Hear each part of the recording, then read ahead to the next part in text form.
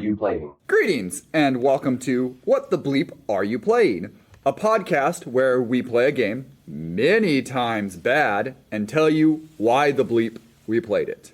I'm 00 Sean. This is Shaken Not Stirred Thomas, and From Mason with Love. And we're playing...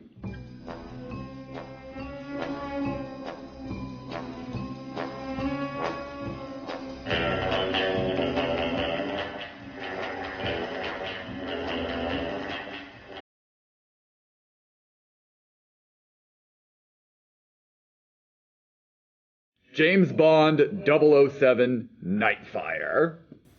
How you guys doing? I'm doing great. I'm very much excited for this. Even though this is technically the wrong game, I am very, very much excited for this. Yeah, So- should we tell that story? Well, we can. There's some behind the camera stuff. So each of us choose a game, and that's what we play, and we do all these things. And Mason was like, there's this game that I played a lot as a child. Or as younger. Not a lot. It was a game actually that I tried to play a lot as a child because I could never get past the opening level, and neither could my dad. And I was very, very certain that it was Nightfire. It was not. It was Agent Underfire. It was the game that came up before this. But in my defense, and like both of these guys will vouch for me, they both have very, very similar titles, very similar boxes, and they're both James Bond. And on top of that, they're both Brosnan Bond games. So like, it's a very, very easy to at least for me, was very easy to confuse. But you know, on the bright side, I'm glad it was this game. Not that Agent Under Fire isn't good too, but Nightfire is fantastic. Get that out of the way right now. Nightfire was fantastic. Yeah, this game rocks. and honestly, I was a little bit worried coming into this at first because I was about to be very negative about it because, as I told these two before, I didn't know you could change the controls. and the first controls that they throw you into are the GoldenEye controls, which don't work. They just don't. They're very good for the N64 controller. That's it. Yeah, this game's good. It's oh my god. It's fantastic. And that could be because you didn't start a new profile, because at the beginning of every new profile, it asks you what. You set your own controls, and you can also mix and match some of the controls as well. Oh. There are a lot of customizing. This game was very much about building your profile, your feel. Yeah. Yeah, so we're talking about James Bond 007 Nightfire. And Bond is arguably one of the most prolific licensed game franchises of all time. Oh, absolutely. Because there are very few Bond licensed games that are not critically praised. So This was like Either critically praised or financially successful. They a lot of, some of the non-critically praised ones still made bank. like the Bond franchise is really where the beginning of like 3D console shooters began. Like there had been some in the past. There like Doom. But Doom was a around, computer game. And and The first-person shooters were primarily on your computer, your home computer, whether it was your Apple, your I don't know what model Windows at the time was. Right. it's one of them. Yeah, early those, and because primarily you wanted to have a joystick when you were playing. A lot of it also, keyboard controls were easier than a Super Nintendo controller. And The advent of the analog stick on the 64 changed the game in a lot of ways. And then Rare decided to drop from the heavens and go, hey, let's revolutionize gaming again for like the second time in 3 years, and drop 007 GoldenEye for the N64. Yeah. Back when Rare worked almost exclusively with Nintendo. Yes. Yeah. Oh man, what a time that was. Yep. Yeah. Yeah, there were like you said, they were mainly on the PC, but there were other 3D shooters at the time. I think Quake was around there still too, and the first Half-Life, I think, would have been around the same time. Yes, but again, those were both PCs. But those were both PCs. This is where console shooters began. You can thank like Halo and Gears of, maybe not as much Gears of War, but like Halo for sure for this game. You can thank GoldenEye for creating Halo a lot and of this stuff like genre. that. Well, maybe not just creating this genre, but creating a multiplayer environment that people really Yes, did. absolutely. Because GoldenEye's biggest selling point was sit down with 4 of your friends and play. Because while I'm sure most people can remember pieces of the one player and playing by yourself, GoldenEye, most people's memories of GoldenEye is playing with friends. Right. And then Rare would make the unofficial sequel to GoldenEye, Perfect Dark. Oh yeah, that's right. That was pretty much. Which I hear is better Oh, than it is. GoldenEye, but I don't know if it was as successful because GoldenEye had that Bond license. I played more Perfect Dark in my life than probably GoldenEye. Perfect Dark was the game we played a ton, simply from just some of the added gadgets and things like that. Sentry guns is one of the coolest things you could have. You're walking in a hallway and a door, and you just throw your gun up at there and you hide in a corner, and just as every time they walk through, or you can find where they spawned at, and you just make sure your sentry gun is up there.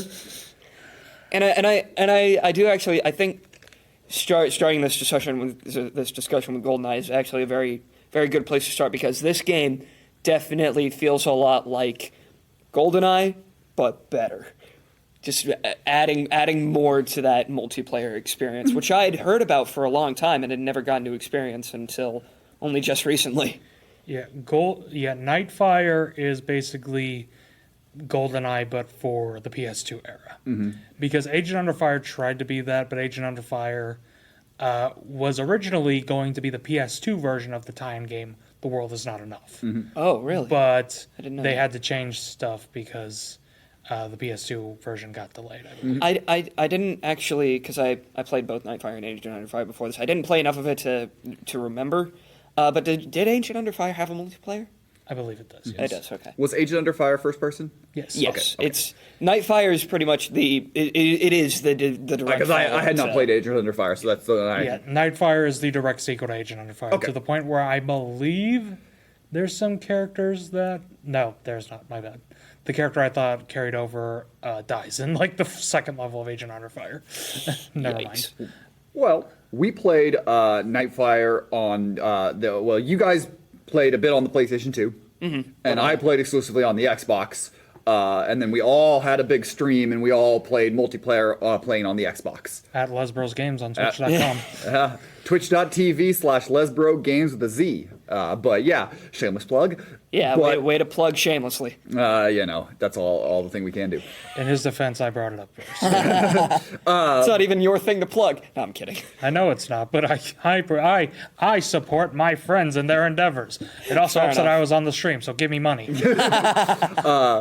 But James Bond 007 Nightfire is a 2002 first-person shooter video game That published was 1 year before I was born. published by Electronic Arts for the GameCube, PlayStation 2, Xbox, Windows, and then later releases for the Game Boy Advance in 2003, and then the Mac OS X in 2004. The computer versions feature modifications to the storyline, different missions, and the removal of the driving sections that were in the home consoles. The game's story involves fictional British secret agent James Bond as he But he's undertakes... not real? Surprise. Despite the fact that one of the books try to make it seem like he is. It's really dumb. He undertakes a mission to investigate the operations of a noted industrialist, uncovering a plot by them to conquer the world via a major defense satellite created by the United States. The game uses the likenesses of Pierce Brosnan's actor James Bond, of James Bond's actor Pierce Brosnan. Woo! Oh, man. You were like, he's real, and I was like, yeah, he's real. Pierce Brosnan played him. It's Pierce Brosnan going, yeah, you know that James Bond guy? I did all his stunts. You know those 007 movies? I'm in them more than James Bond is. That's right. Likeness of James Bond actor Pierce Brosnan, but the character was voiced by Maxwell Caulfield. Who does an impression. It's not a great Pierce Brosnan. The voice is fine. It's just it's not a Pierce Brosnan. I think he's a great Bond. Yeah. But he's not a great. It's kind of weird coming out of what looks like Pierce Brosnan. Well, and a close approximation for 2002 of Pierce Brosnan. Look, it's better than 007 Racing. Yeah, I honestly think Maxwell Caulfield's voice fits better coming out of the previous Bond, Agent Under Fire, because they couldn't get Brosnan's likeness for that game, so they had to make an original model. Yeah, they made him different. What has he been in anything else? Not really. I went and tried to go through a lot of his IMDb, and I was like, I don't recognize a lot of his stuff. He's been around for a long time, and the name felt familiar, but nothing stuck out that I knew of, really. He's a TV actor with a little bit of voice work. Fair. Okay. But yeah, the game obviously featured both single-player campaign, and a multiplayer campaign. And for the Xbox, it did have online capabilities. That sounds crazy to me. That long ago there was, which would have been around, because that would have been around the same thing. time, or it would later. It added some online stuff because that was the Xbox. The Xbox was online, so Yeah, the Xbox's big thing was that it was online. We played a whole lot of the multiplayer. Oh, so much. That's probably what a lot we're going to talk about in this, because that's where the most fun we had in it. But it does have a very interesting and fun single player, with multiple different elements, not just first person. There is a lot of vehicles, which ends up being a Spy Hunter ripoff, which, as Thomas pointed out before we started recording, that Spy Hunter is a Bond ripoff, so it's very funny. It's the circle of life. One thing that I will give most of the Bond games is that, yes, there were movie tie-in games, but I think a good bulk of them aren't. I think most of them aren't movie tie-ins. A lot of them aren't. There's a surprising amount of Bond games that are original stories. Well, Which I do like a lot. fun fact for this one, the game was in development as early as September of 2000, and it was announced as James Bond 007 in May of 2001. In February of 2002, the working title of this was James Bond in Phoenix Rising, and the game's final title was unveiled 3 months later. James Bond actor Pierce Brosnan, in July of 2002, had his head scanned with a laser digitizer to create the player character. Whoa! So In North America, Nightfire was released for home consoles, coinciding with the theatrical release of Die Another Day. That was because the one this was the 40th anniversary of Bond, so Die Another Day was released this year, as well as Nightfire, which is kind of hilarious because it's the exact opposite of what would happen 10 years later. We got a good game and a movie this year, and for the 50th anniversary, we got a good movie and a game. Nightfire also marked the first time a James Bond video game featured an original song. Yes. That's right. Nearly Civilized, performed by Ethero, was the opening. It's okay. I liked it quite a Smack the bit. shit out of you. I liked it. Compared to the movie intros, which we talked about before the recording, it's It's also the first Bond game to Okay, have that's an fair. original fucking song. That's fair. And they look at the cast. If you go on IMDb, look at the cast. It's a lot of what, huh, who. Yeah. They did not spend a whole lot of money on the voice work, or if they did, it wasn't for big names. I hope all the voice actors got paid. They deserve it. Yeah. The soundtrack also, I don't know who Ethero is. Maybe they have hits that I don't know about, but look, good for them that they got the Bond song here. Well, you said we were talking about it earlier. You mentioned they were from Canada, right? They are a Canadian hip hop group. Fun music-related law in Canada is that Canadian radio is required to play a certain amount of Canadian artists. So someone up there in the hat of North America is playing that song or that artist. I was going to go with the Great North, but all right. We all know that Canada's just America's hat. Just like Mexico was its pants. This is a weird tangent there. Of the three of us, Thomas is the only one who actually beat the entire game, or has beaten the entire game. I have beaten it twice. Yeah, I got pretty far, or played through a lot of it. The fun thing, when I booted up the game, I found out that my Xbox, whoever owned it before, had beaten this game before. So there was a lot. I could go through and play a lot of the levels, so I got to try a lot of the stuff and do some different things. I just wanted to get a good experience for it. Very similar to kind of how I unlocked all the levels for Wolverine's Revenge. and then I got screwed by the controls. By But- Goldfinger's controls, to be exact. GoldenEye. Or GoldenEye, sorry, dang it. Ah, Anyways, this game, you really feel like Bond. Like, legitimately, this game feel like, just from the drop down, the opening where you're in a helicopter before you're running away in a car and then sneaking into a castle, basically, is your first three things you have to do. You feel like Bond just immediately, and they drop you in. And I really appreciated that, especially for 2000s games. There are times when this could have easily been a phoned-in game. oh, Yes. absolutely. With But- good multiplayer, could have been just phoned in for the single player, but the single player is... The single player Good. is very good. It's kind of funny because the plot does take a lot of things from other Oh, very much. Bond films.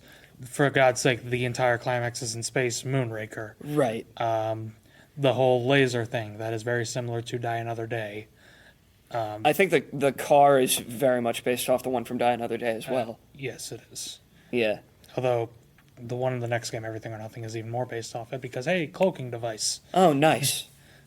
Well, I gotta play that. Look, Die Another Day is debatably one of the worst Bonds. I have a soft spot for it because it was my first Bond. That car chase on the ice is baller as shit. Yes, it is. Fantastic.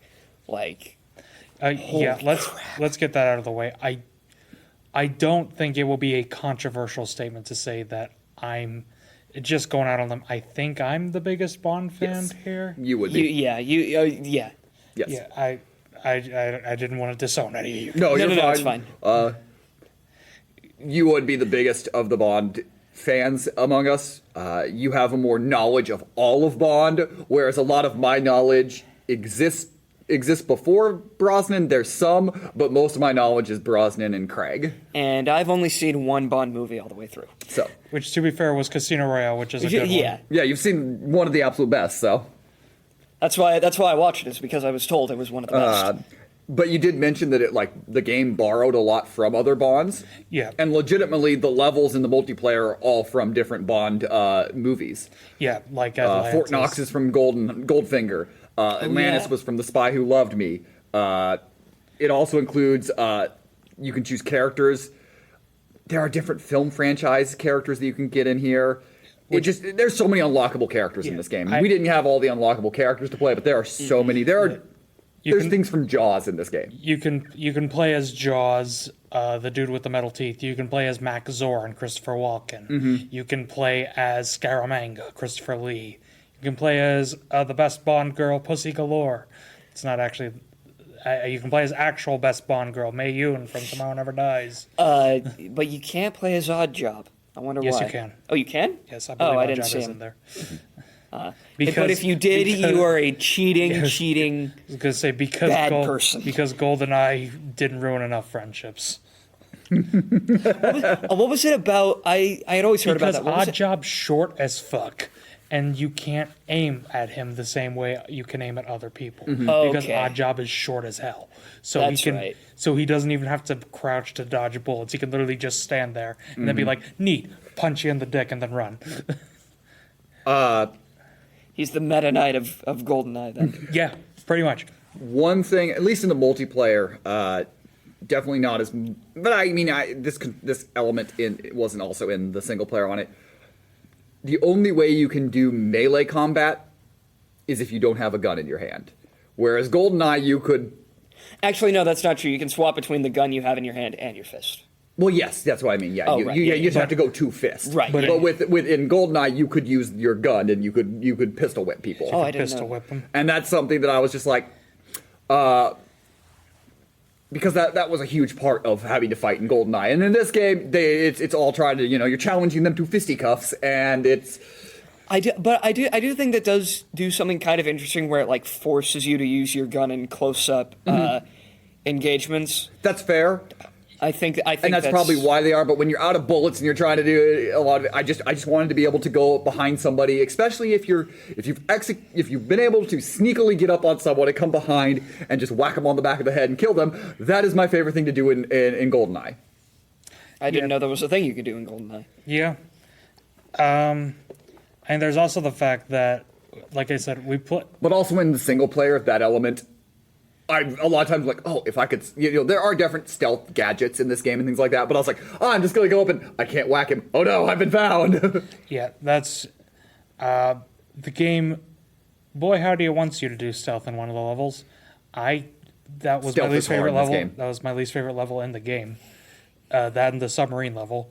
I think I just have a thing against submarines. There really isn't a lot of spying in this spy game. No, I mean, there's some, but there is the problem for the stealth elements of the game is you can't do it. Crouch really makes you not be able to do very much. So Yeah. having you on crouch, and then on top of it, you don't really have a whole lot of melee, and the computer AI can see you a lot faster than I would have expected. I'm like, I'm definitely not in eyesight. Oh, they found me.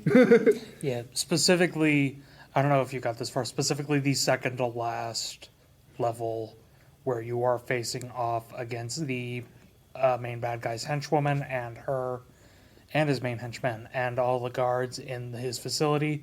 It's a pain in the ass. Mm-hmm. Like, you try to stealth through and it just doesn't work. Like, for me, it didn't. Maybe I just suck, but... I mean, I'm not great at stealthing in general, but Anyone who's seen you play Batman Begins can vouch. Peak. or when we played through Uncharted 3 Oh yeah, or Uncharted 4. or Hitman. Yeah, I mean that's just all the fun. But I'm not always great at stealth mechanics, and the stealth mechanics in this game make someone who's not good at stealth mechanics a lot worse at it. But that's really the only like negatives, I guess, for me in this game. I guess some of the vehicle mechanics, they're not bad. I don't want to but like I feel like some of the vehicles could have been improved. Like the driving was it's not very great. loose. Yeah. There and some of it was trying to figure out the right controls to use with the driving mechanics, but And like it's Oh, not go bad. Like I don't all want to say it's bad, but no, you first. Okay, see, I didn't have a problem with the driving, but that is because, I don't know, again, I have played this game before. Maybe I was just used to it. See, my thing with the driving was that you have this real car that you're driving. It looks like a real life car that anyone with enough money could go out and buy, and it drives like a go-kart. yeah. But okay, I get that, but again, it's a Bond game where you are blasting people with gadgets. I don't. It just Yeah, again, that's fair. I don't want to go full Gran Turismo controls or I feel like that. I want to feel it was very loose with some of the things. It was some of the like going around corners was an adventure sometimes. This was a game that with the driving sections that could really have benefited from the way Flat Out 2 controlled. That's the problem. I think it controlled like flat out at times, like with a little less. But like, all I think is just kind of tighten some of the controls, like, and even in the multiplayer, things move a little quickly, and just tighten things a little bit. But again, this is more of a nitpick than an actual complaint in the game. The game's awesome. Yeah. It's just like if I were in there, I would like, yeah, it could get a little frustrating at times, and just some of it just because some of the controls don't work quite the way I wanted. That's fair. And I think that goes back to the thing that this is a PS2 game. Like, the fact of the matter is, a lot of PS2 first-person shooters kind of controlled very loosely. And that was kind of by design because they were trying to replicate the feeling of having a mouse, but you don't have a mouse. So There's a reason that the Xbox had won the first-person shooters in that console cycle, because the GameCube is awful with first-person shooters. I don't think I've ever played a first-person shooter GameCube game. I like Time Splitters. That's about it on the GameCube. I think we mentioned it with Wolverine with the C-stick, is that the C-stick had to be used a lot of times as the camera, As the and the engine, C-stick is not good with that. Yeah. So the GameCube had because that's how they programmed a lot of these, and apparently this version Nightfire on the GameCube is apparently great. It got the best reviews of consistently throughout all of them. It went GameCube, Xbox, PlayStation 2. I'm almost debating buying the GameCube version just to see how it compares. I doubt it'll be much different, but it'll be fun. But the PlayStation 2 also struggled with a lot of the first-person shooter stuff, just again with the way they had a lot of the joysticks and the way they had the analog sticks. it was trying to figure out how to, because the Xbox had 1-in-1, it was a lot easier for people to control. You actually said something interesting before we recorded about the people who helped develop, I think, the PC version? Yes, Gearbox. So the developers of the home console versions was Eurocom. The developer of the Windows version was Gearbox. The developer of the GBA was JV Games. And the developer of the Mac was Asper. That is really weird. For one, it's really weird that they have that many developers developing that many different versions.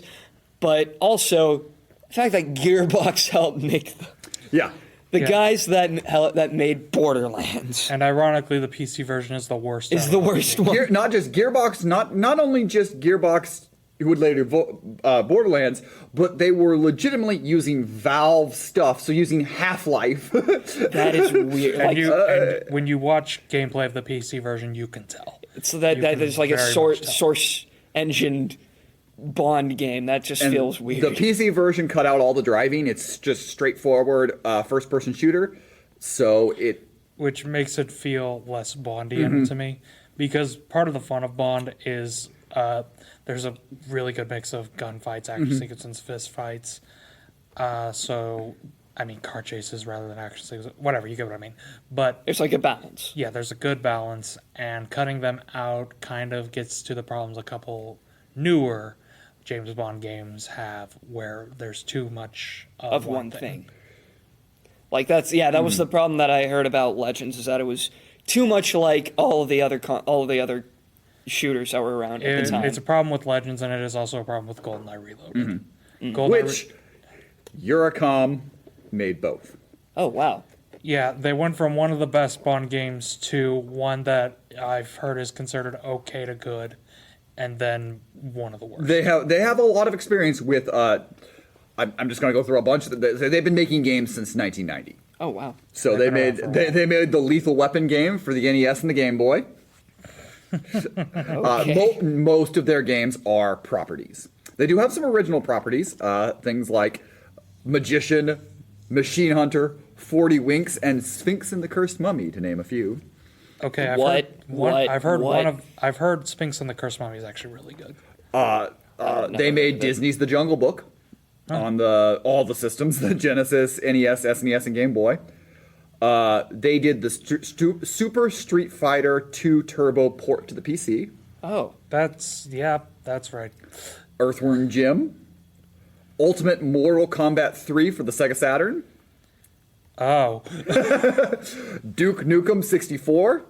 Oh. Which fun thing is Gearbox also did a lot of Duke Nukem stuff later on. So. Yeah, Gearbox. I was going to say Gearbox is the one who ended up publishing the PlayStation Disney's Hercules. Oh.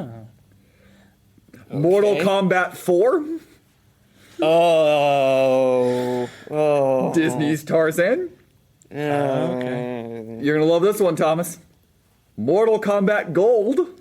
Oh, yay. That's literally just Mortal Kombat 4, but for the Dreamcast. Yeah. Yep. And then in the 2000s, they kind of started developing, their second game in the 2000s was The World Is Not Enough. Yes. That was their first Bond. They would then follow that up with Crash Bash. Ooh. We're going to in a few weeks actually cover one of their games. Crash Bandicoot: The Wrath of Cortex. That's right, they did both. So they did that. I thought it was two different people for some reason. So right before they did Nightfire, they just finished Wrath of Cortex, and the Rugrats for the Game Boy Advance. I Gotta Go Party, and they would get it. They would in the same year also release Harry Potter and the Chamber of Secrets as they did Nightfire. What the fuck? Wow. They also the next year they made a Buffy the Vampire Slayer. Buffy the Vampire Slayer Chaos Bleeds. Wow. Buffy the Vampire Slayer. Yeah, that was Buffy the Vampire Slayer. Like just a couple more and to go back, to talk about it. They made the Batman Begins game. No way. Everything comes full circle. So, yeah, what we're learning is that they're very bad at making games with stealth gameplay. They also made Spyro, A Hero's Tale. See, I like Batman Begins. Yeah, Batman Begins is great. Batman. So they did. That's the one with Elijah Wood as Spyro, isn't it? I believe that is the one. Or was it, no, I thought that was New Beginnings. That's right. New Beginnings. No, yeah. Hero's Tale is the. I don't know. I didn't like any of the GameCube Spyros, so It's one of the PS2 Spyro games that people don't like. they also made Pirates of the Caribbean at World's End. Was it an At World's End game? Yeah. Apparently, Mummy, it's- Tomb of the Dragon Emperor. I've actually heard that game's pretty solid. Yes. Really? And let's just we talked about they made Legends and Reloaded as well as GoldenEye for the Wii in the 2010s. But the last one I'll mention on it, they made the Quantum of Solace game.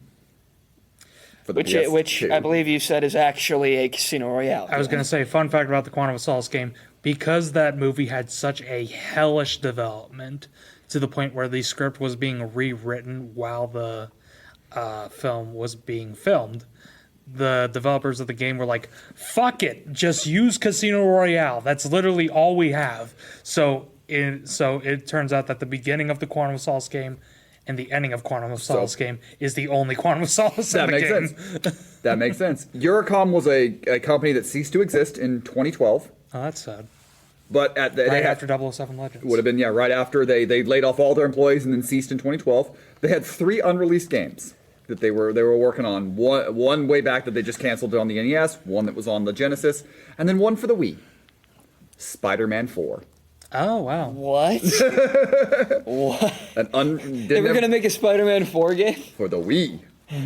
Yeesh. There was gameplay released for Spider-Man 4. Yeah. And it Oh, looks really? very similar to Web of Shadows, honestly. Oh, wow. Was Tobey Maguire going to be in that one, too? Probably. At least probably some form or likeness at that point because it would have been on the Wii, so it's late 2000s. So Yeah, it would have been after Wow. Spider-Man 3. So, Yeah, late yeah. 2000s. late 2000s. But it looks like a company that did a lot of good things. Like, we sometimes look at these and we're like, wow, there's a few things I don't know. There's a lot of good in here. There's also some bad, and the 2010s was not great for them, honestly. Let's... But they did a lot of good on the GameCube, PlayStation 2, Xbox era. They did some real good on the PlayStation, SNES, 64 era. So they're a pretty good studio, and you could tell by playing Nightfire that it's a studio that knows at least what they're doing on games. That they're going to make mostly made competent games that played. Because And if they made them right, then you get this, and it's fun. Right. Yeah, because let's get this out of the way. I mean, we got it out of the way before. But Nightfire is a fun-ass game. There's no denying that. It's 4.5 hours, so obviously you don't have to watch the whole thing unless you want to. Give us ad revenue, send us presents. Just do what I've been doing with rewatching it and just rewatch it in like hour-long intervals. And eventually, when I edit down the best of, Oh. the best 15 minutes out of it. We had a blast playing Nightfire because it is a fun game. And that a lot of that goes down to it's a really competent first-person shooter. Yeah. I'm really glad that we're getting to this point of the podcast so that we can talk about the experience of playing this. I mentioned this on the stream. Just when I thought it couldn't get more fun, we somehow found a way to make it even more fun. We played multiple of the modes. We played the arena. We played capture the flag. We did play the King of the Hill. King of the Hill, which was the one we did the most. Yeah, and when we played the alternate arena that was by lives. There was and there's teams. a lot of it. Yeah, Teams, we did the teams. There's a lot. Bots. One of the things that they added in this game is that you could have a lot of bots playing, which Halo did that a lot. Halo does that a lot in their games, but it meant that if 4 controllers, you could have up to 6 bots. So you could have 10 depending on skill level bots, 10 people running around each map on the GameCube or the Xbox.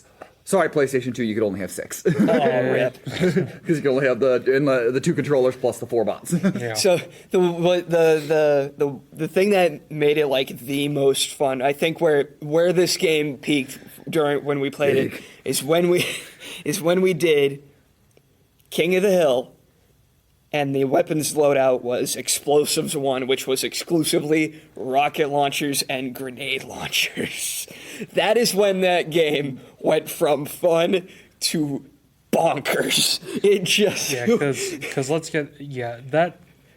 That stage probably took there's a time limit. Sean put it to like 30 minutes. We took up that 30 minutes because no one stayed in the ring for more than 5 seconds. For like 2 seconds before your head got blown off again. It was especially really fun in like the tighter levels where like everyone knows where the circle is, and you can it was the missile silo logo was the one that I think was the most fun because it's like all the floors were like graded so you could shoot up into the platforms above and kill anyone standing on it. It was it was an experience. It was very fun. It was fun. Crying like I don't know if I said it during the stream, but my hands were turning numb from playing. It was the first time that had ever happened while I was playing a game. It was incredible.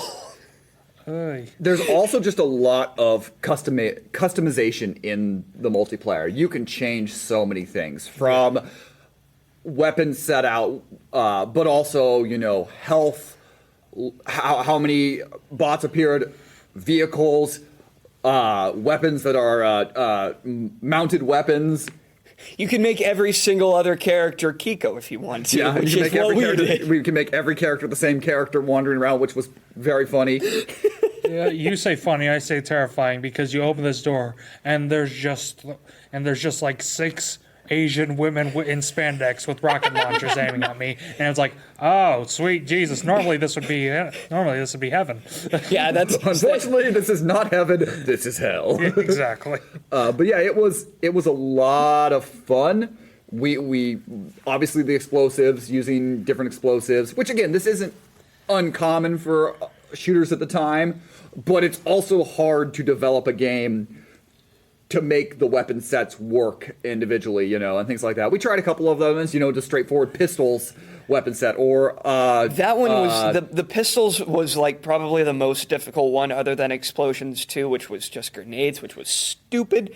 But the pistols was also a little bit tricky because they don't do a lot of damage unless you're like point blank, unless you're headshotting, or you're headshotting. That's one where you have to headshot. But that's also where you can get the golden gun. Mm-hmm. That is, which I had for all of 2 seconds before I got capped in the head. We used the automatics, which that was pretty fun. Yeah, I really enjoyed the automatics. Yes, all of those, every automatic weapon in the game that I controlled at any point in there worked great, and I really liked them. I really like the automatic weapons, which also, that's one of my favorite parts of the single player mode is when you can get an automatic weapon and just go ham. Yes. Which, that might be because my favorite part of the Bond, some of the Bond movies, specifically the Brosnan ones, is when he just gets a machine gun and decides, you know what, fuck these guys in particular. I'm going 80s action movie now. Pretty much, yeah. Maybe that's why Brosnan's my favorite.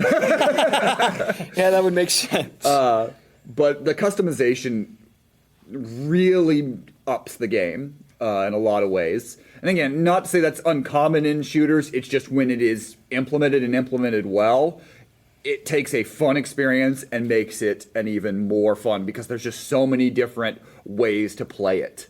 Yeah. I liked all the multiplayer maps.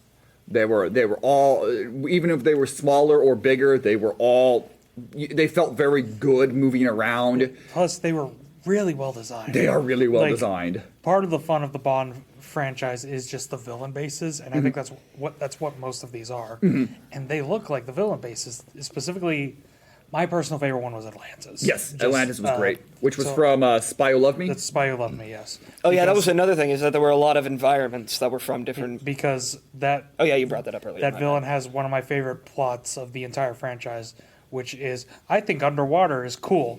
I'm just going to make the entire world need to live underwater. Oh, so it's the villains of Pokemon Sapphire. Pretty much, yeah. Except, Pokemon. Yeah, Ruby and Sapphire. Sapphire, yeah. Team Aqua. I told Thomas it's a lot like that one Spider-Man comic villain where he's like, you could cure cancer. If you're able to turn people into dinosaurs, you could cure cancer. And he's like, but I don't want to cure cancer. I want to turn people into dinosaurs. Yeah, it's very similar. It's like, with all the money you have, you could stop world hunger. I don't want to stop world hunger. I want to make the world live underwater. But yeah, the levels, they feel very Bond. They feel very good. And also, the graphics held up pretty well in this game. They did. Obviously, we pushed them to their limits at times. There was a lot of slowdown, and I don't think that's necessarily the game's fault because we decided we pushed it to the limit. We decided to have like is, 10 players with rocket launchers just blowing the shit out of the screen. And the thing is, I think even with the frame issues, at some points it made it even more fun because you could move to the side really quickly and you can just see a rocket very slowly moving past you, and it was fun. It is so fun. This game is a blast. This game is, I think we've talked a lot in other podcasts about party games, or being a fun party game or things like that, or that games, hey, that potentially this game could have been a fun party game. This game was a fun party game, and it is able to capture all the fun that GoldenEye was and put it into the same format. I'm glad that this game sold well back in the day as well. It sold 5 million units within its first year, it looks like, around a year, with Xbox actually hitting platinum hits for selling 2 million copies. So considering the Xbox market was saturated with first-person shooters because Halo broke the world, so like there just were so many shooters on the Xbox that came out, this one didn't get overlooked. People bought it. And it's fun.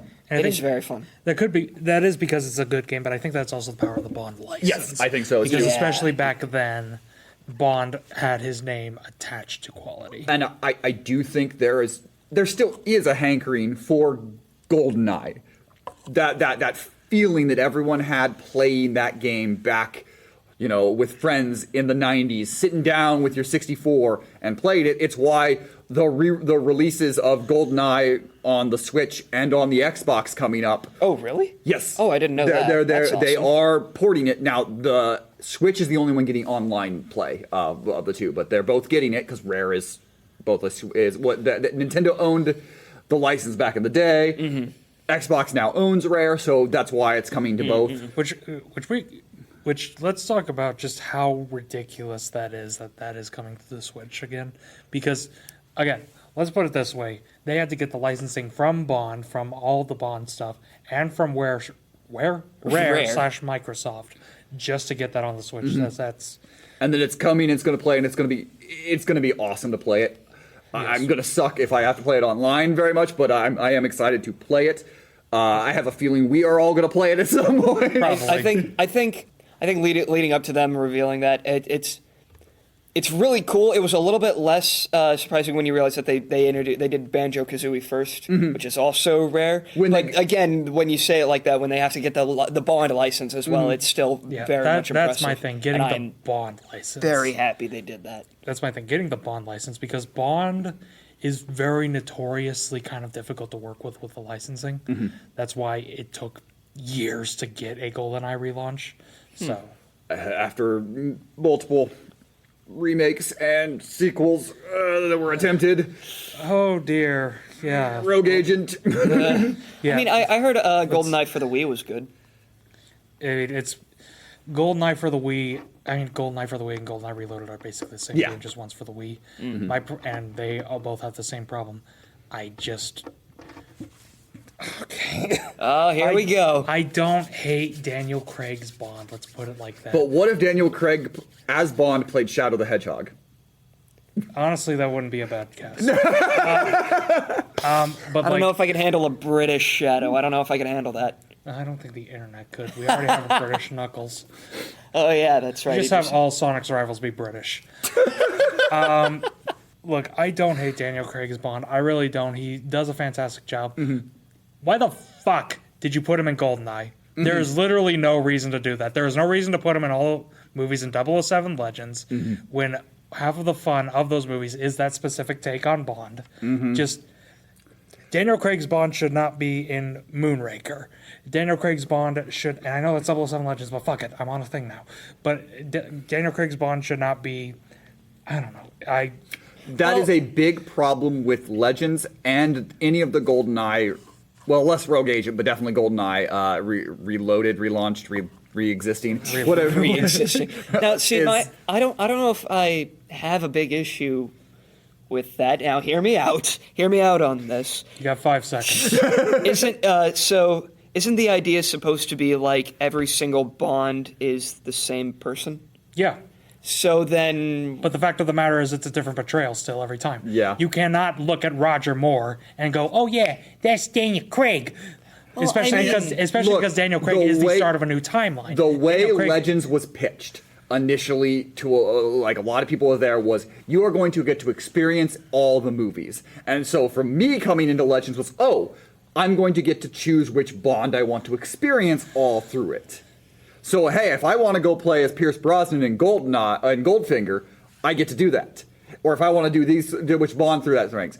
When it is just Daniel Craig, who is fine, that the way Legends was pitched is one of the things. Also, I just didn't like Legends. Okay. I just didn't like playing Legends. So something. The problem with Daniel Craig as Bond, again, I do not hate Daniel Craig as Bond. He is a perfectly fine Bond. But the problem is, and it's by design because it's what the movies are trying to do, he is kind of bland. And it's not, again, it is not his fault. It's just what the movies are designed to do. But he is kind of a very quiet Bond, and when he gets loud, it's not really warranted. Like Inspector, when it's like, turn off this video of this girl's father killing herself, and it's like, but she knows he's dead. Why are you getting so upset about this? Fucking hate Spectre. Anyway. But okay, so something I just want to make sure. Would you keep this same energy if they did the same thing with Pierce Brosnan? No. If they put Pierce Brosnan in it, you wouldn't? No, Probably not because for him. Daniel Craig's Bond is not that interesting of a Bond to me. Pierce Brosnan's is. Okay, so it's purely because of a performance thing, and not this Bond is in this movie. That's No, wrong. it's a purely a performance thing. Okay. But, Okay. See, I was. Yeah, it is purely a feeling it. performance thing, and there's also the fact that despite getting Daniel Craig's likeness, 007 Legends does not have him voice acting, and the voice actor is somehow even blander than Daniel Craig in Bloodstone. Okay. See, I got that. The way that you were saying it made me. I thought your reasoning was different than what it actually was, because I was like, well, how could you feel that way? And then if Pierce Brosnan did the same thing, it would be different. But it's purely a performance It's purely thing, a performance so that thing. does make sense. Okay. Yeah, so that's on me.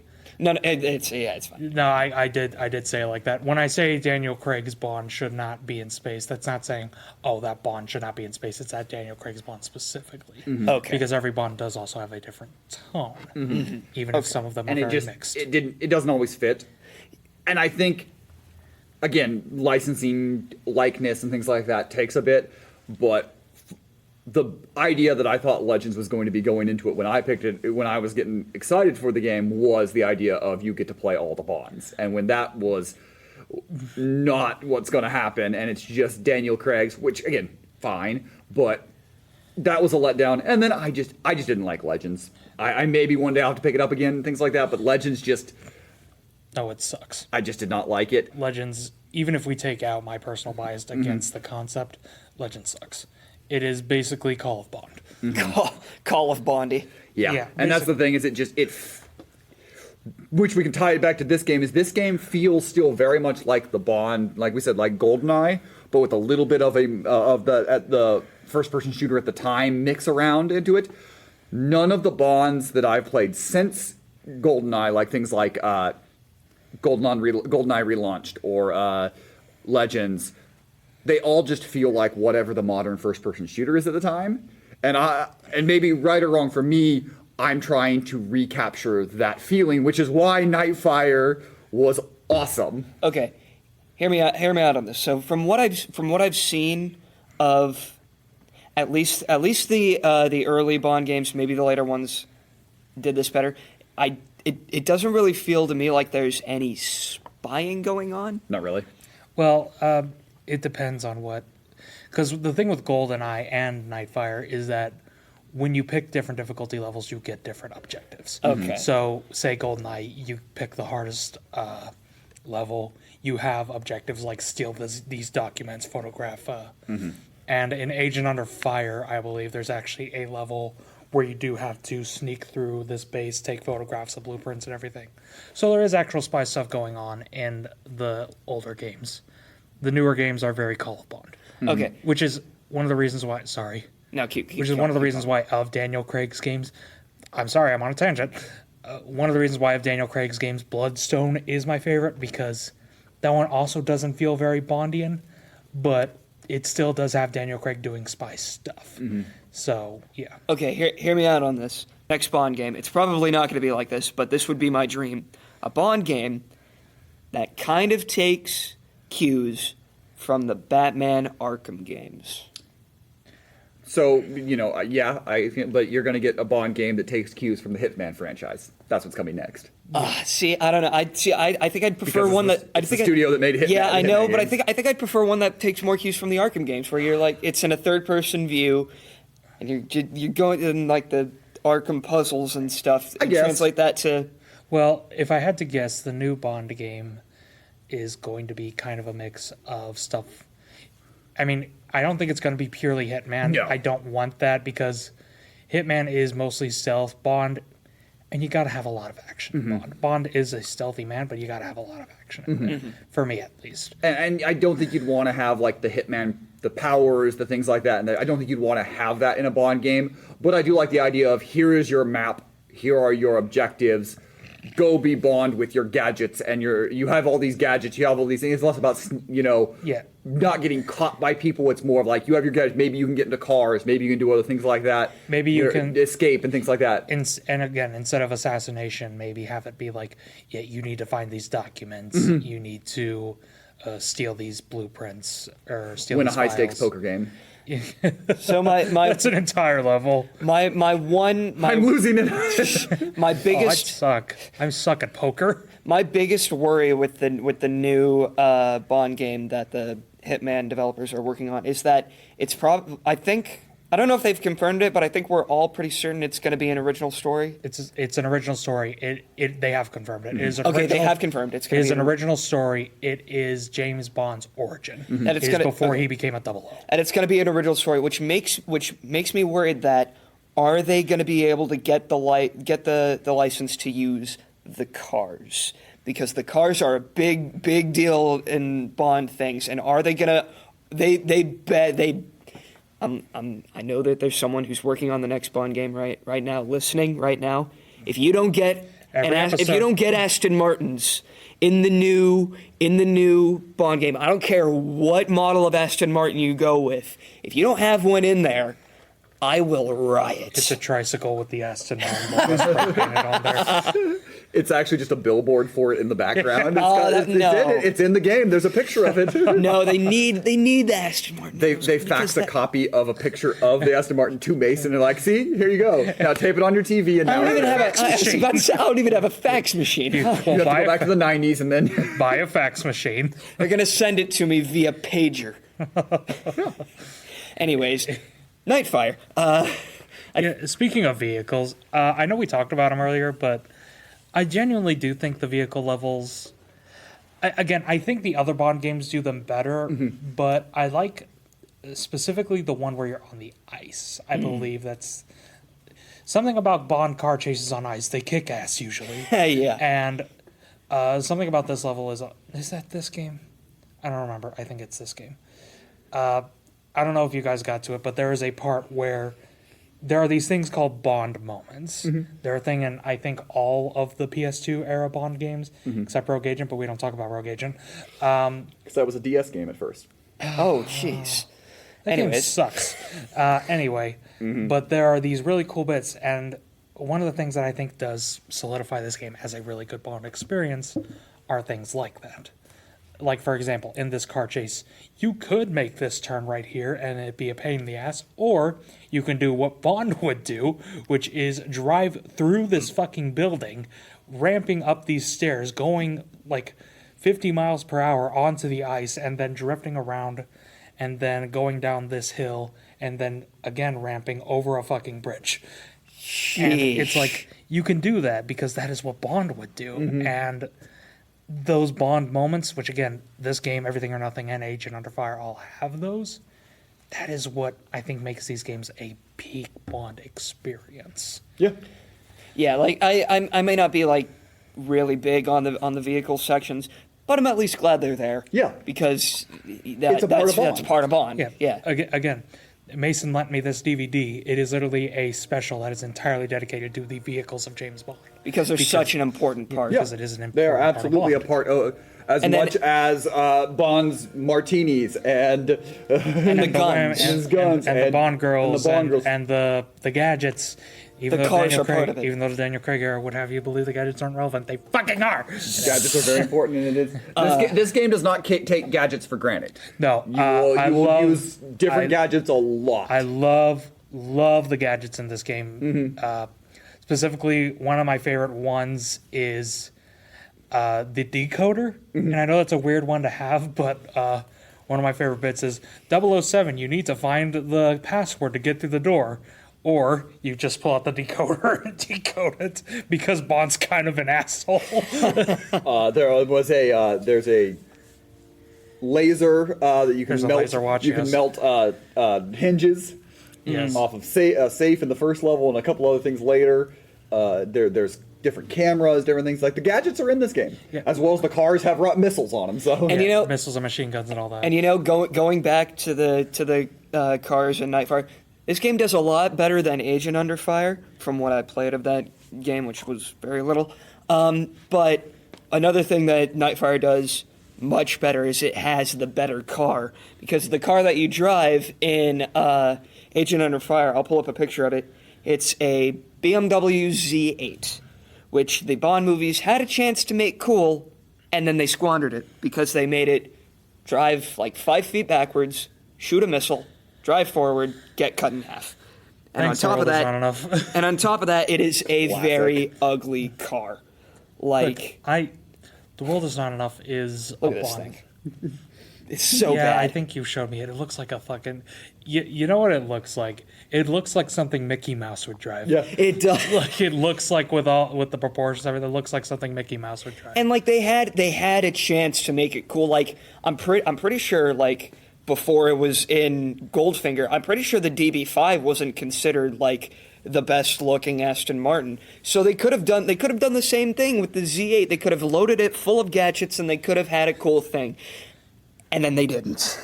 To be fair, The World Is Not Enough is probably one of the Bond movies with the least amount of car chases, because it's actually more focused on kind of Bond's personal turmoil. Because the whole thing with The World Is Not Enough, again, big Bond fan here, haha. The thing with The World Is Not Enough is that Bond is going up against a woman main villain, Electra King, who reminds him of his dead wife. Oh. So his whole thing is kind of a personal struggle with him, which leads to a kill in the series that I do genuinely love because it shows how cold Bond can be. Yeah, let's get that out of the way. Bond's not a good person. No. So that's kind of the thing that a lot of people miss whenever people make these fucking bullshit articles about Bond is a terrible franchise because it encourages men to do all these things. No.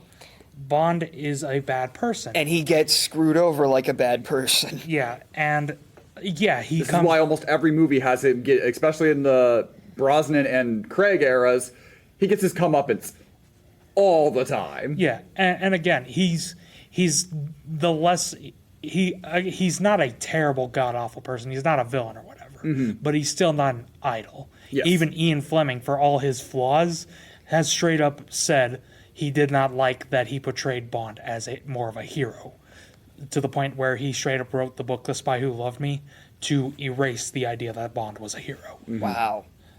And now that book sucks, but that's besides the point. Yeah. What were we talking about? So that's Nightfire. It is a game. Did you guys have anything else you wanted to say on either the multiplayer or the single player? I don't know if we've ever took any time out to actually recommend these games that we've played. I fully recommend get some friends, get an Xbox, get did the PS2 GameCube. or get a GameCube, get any of the ones with 4-player, get 3 of your friends together. Or strangers on the street? Or strangers on the street. Pick King of the Hill. Pick Explosives 1. Go. That is the most fun in a game that you will ever have. I mean, I actually did enjoy the multiplayer. I like just the basic loadouts, honestly. I like when you can find basically any weapon. Yeah. Because, all right, out of context, it's weird, but throughout one of these levels, we kept sinking, singing She Keeps Me Up by Nickelback. Don't ask me why. But one of my favorite bits of the entire I forgot that's what that song's called, and then but one of the lyrics in that song is "Funky little monkey, she's a twisted trickster. Everybody wants to keep being sister's mister." It's a weird song lyric. Very but weird. One of my favorite parts is we were playing that game, and I had one more kill, and Mason was in my sights, and for shits and giggles, I went "Funky little monkey," pulled the trigger, and it instantly killed him. It was beautiful. And I don't know why that fucked me up. It was so funny. It was very good. We had a lot of fun. The game rocks. The multiplayer rocks. The game's very good. Yeah. On this podcast, we like to ask two major questions. I completely forgot about this. I completely forgot about this part of the podcast because I was having so much fun talking about the multiplayer fun that we had. Well, I think Mason forgot we were on a podcast. oh shit, this being recorded? On this They heard podcast, us say "funky little monkey." on this podcast, we like to ask two major questions of all the games we play. The first one being, how does this game hold up? Surprisingly well. Surprisingly, well. I think visually there are a few areas where like there were some of the environments didn't look all that great. I got stuck in a mountain at one point. That did happen. That did happen, yes. But at the same time, when you're like in the height of it and you're just enjoying the game, none of that matters. None of it matters. None of that matters. You never notice. The environments all work. The guns work. The characters move around. The levels work. It's fun. You don't have to overthink this question too much this time. Like I could nitpick some stuff. Like one of my favorite little nitpicks is in the story mode. Dominique, who's like the chick with the black hair. Yes. Her hair is kind of like there's a little strain down to her cheek, and it always moves with her cheek. Yes. And it's like, is it super glued on? Did we glue the hair to her cheek? Yeah. But yeah, I don't know. That was always funny. Yeah, this is definitely not a game that we have to really think too much on that, because the honest truth is, it holds up because it's fun. Even if it didn't hold up, that wouldn't matter. Yeah. Like of course, the performance issues at some points got a little bit annoying, but other than that, like, I did get a headache playing the game, but I think that's because we were playing for 4.5 hours. Either because non-stop laughing too. Like I said, my hands were numb, but again, I think that was just because of how much. Yeah, it's working because I'm having fun, so the pain is working. The second question we like to ask is, would this game deserve a reimagining or a remake in a modern setting? Okay, see, for me, I actually do have kind of a couple answers to this. One, I don't think this game alone, I mean, like, would I take a port to modern consoles? Yeah. Absolutely. But, like, if I'm talking, like, a remake or remaster, not this game alone, but, like, maybe package it with Agent Under Fire and everything or nothing. If you get all this era, the early 2000s era Bond, those three games, if you gave me one HD remaster. Yeah, not even full from the ground up remake, just the HD. Just an HD remaster, all three of them. Yeah, that would be an amazing thing. You could package them like how you have the ones that, like, the DVDs where they're all packaged by actor. You could have the Brosnan. Yeah, you'd have the Brosnan package. You could have the Craig package. And you could have the one Timothy Dalton game. Oh. Has Connery ever been in? Yes. They did his likeness. He was in From Russia with Love. Oh, yeah. Which is a very strange game. It's very strange. That was on the GameCube, wasn't it? Yes. That was a lot. Okay, fun fact about that game. The reason it was made was the same reason GoldenEye Rogue Agent was made. Because it was after Pierce Brosnan was publicly dropped as Bond. But they didn't have another replacement. So they were like, shit, we need another Bond game because these things sell like hotcakes, so what do we do? So they made two games with different ideas and different results. They made GoldenEye Rogue Agent, where it was like, oh, you can play as a Bond villain. That game sucks. It's really bad. And then they made From Russia with Love, where they're like, well, you go back and play as a classic Bond. You play as Connery. That game's actually pretty rad. It's strange, because it's basically everything or nothing, but somehow both better and worse. But it's pretty rad. Look, in that game, you get the Thunderbolt jetpack. So there was everything that is right with the world when you play that game. They included a lot of Connery stuff in that game. Yeah, which is fitting. I mean, I would love just some of these games just repackaged, like, put a bunch together. Maybe something like limited run games is like, you know, one of those type of things where they're like, yeah, we haven't remade the game, but we've put it on a new console. We've been able to, you know, here, have the PS5 version of Nightfire. You know, those type of things I would like. I don't need a remake, but I would absolutely play a port. I would absolutely, you know, if you repack things like that, that would work. Yeah. Because I think we've seen them try to remake Bond games. GoldenEye is the best example, and I just don't think it. Best example. Yeah, the only example. Yeah, that's but it's the in terms of why it doesn't work. It sure was an example. Yeah, and I mean, to be honest, we have the new Bond game coming up. We have IO Interactives. We have not heard anything about it. Come on, Game Awards. Please give me the Wolverine game and give me James Bond. Tekken 8's already been confirmed. So, but also, you know, James Bond has always had multiple gameplay styles, multiple different developers. So I think it'd be pretty good to maybe take the Bond license and not only give IO Interactive their game, but also give another studio a first-person Bond game. It's kind of a throwback to GoldenEye or Nightfire. Like, obviously, you don't have to make it as big a budget, because I think IO's is going to be massive. Hence why we haven't heard anything about it right? Since, like, 2020 when it was announced. I would like, not full-scale GTA, but the style of being able to, as Bond, if you have your own, like, if you set kind of the Hitman idea of levels, but, like, with more of the GTA physics idea of it, that you can have getaways and you can get to these things and do those things. That would be, and maybe that is what we're going to get from the new Bond, something like that, because that would incorporate the cars into it. Is something I would think of. That would incorporate that. You would have cars. Like, how cool would it be if, like, you know, shit hits the fan, but you've completed your objective, so as people are shooting at you, Bond can, like, jump off the roof and click a clicker, and the Aston Martin, like, comes up and catches his ass. Yes, you know, does the Batmobile thing. Goes full Fast and Furious, so the plane comes in, drops the car. Full Spy Hunter. Like, once again, coming full circle. Like, there are a lot of options, and I think this franchise is far from dead, both film and video game, but... Yeah, I mean, there are a lot of because Bond can jump into a lot of different veins of genre. Bond has been around for, no pun intended, eons. Yeah, it has been around for a long time. So, I think it would be, you can do so much with Bond, and for God's sake, Io, just give me something. You could literally show concept art, and I will still probably bust a nut at the Game Awards. Just give me something. Yeah, just give us a little bit. Just give us an update. That's what we really need. An update with just a little bit. I already made people probably think I'm a misogynist right winger with that fucking men comment earlier. You're fine. Oh dear, I'm not. I promise. Please don't click off. I promise. But yeah, if you actually do hate Thomas here, you know, you can actually send us an email telling us why. You can tell us it. It's at bleepyouplaying@gmail.com. That's bleepyouplaying@gmail.com. If the subject line is Thomas Sucks, you get the award of getting a comment by me going, yeah, LOL.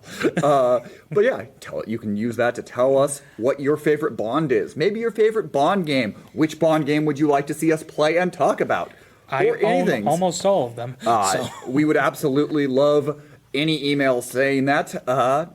If you're listening this on Apple iTunes, you can type in some words and give us a review and rate us 5 stars. You can tell Mason that he needs to play more Bond games. Watch more Bond movies. Watch more Bond movies. Yeah. Get a better taste in music. No, I'm kidding. Look, and Spotify Wrapped is happening right now. If you have listened to this on Spotify and we are somehow on your Wrapped, let us know. I was going to tell you that before we recorded. You were on mine. This podcast was on mine. It was the second. We got one, baby. Hell what was yeah! The first one. It was a song versus song podcast I listened to. Oh, but yeah. So everybody, thank you for tuning in. We will be back next week with something a little different. Maybe some souls and some swords. So later.